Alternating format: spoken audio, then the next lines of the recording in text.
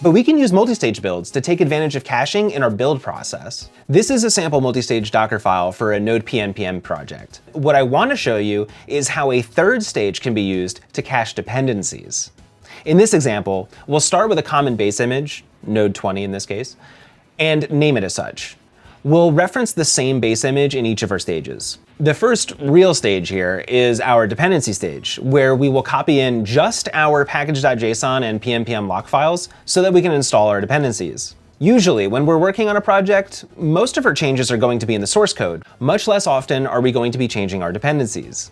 By separating out our dependencies into a separate stage, we can take advantage of Docker's caching mechanisms to only rebuild this stage when there are changes to our package files. Without this, typically every time we made any change to our project and went to rebuild the Docker image, we would also be rerunning the PNPM install every time, even if the dependencies hadn't changed.